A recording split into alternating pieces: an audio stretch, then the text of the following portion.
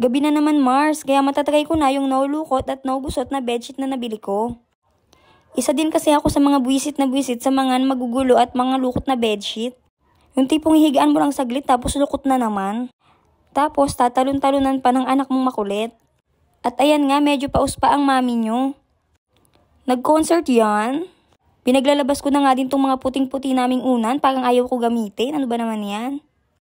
Tignan natin kung legit ba talaga tong no lukot at no gusot na bedsheet na to. Medyo nahihirapan pa nga akong isuksok tong unan dito sa punda kasi bago pa tong unan na to, medyo mataba pa siya.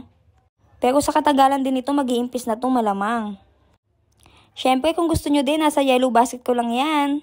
At kung gusto mo naman sa Shopee bumili, ilalagay ko na lang yung link sa aking comment section. I-click mo lang yon tapos magdadirect ka na sa mismong shop kung saan ko ito nabili. Uy, papabudol na yan! Madami nga palang available design nito. Kaya makakapili ka talaga kung anong gusto mo. Itong plain talaga yung napili ko, pero meron din ito yung may mga prints. Ang gusto ko talagang kulay yung medyo brown o kaya naman beige, kaso hindi na available, naubos na. Kaya no choice na ako, ito na lang binili ko yung kulay gray, maganda din naman siya. Tapos yung isasapin ko na may nanggugulo na dito, umakyat lang para manggulo yata. Ay, tulungan mo na lang kaya ako para mabilis.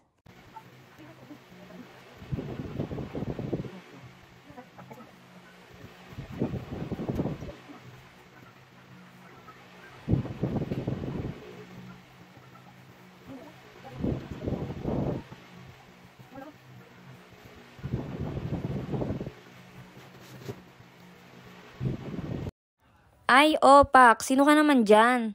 Totoo talaga yung no lukot at no gusot sa bedsheet na to. Kung ganito ba naman kaaliwalas lagi at walang lukot ng higaan, ang sarap lang siguro laging matulog.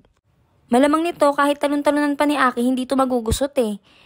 Yun lang, bye-bye!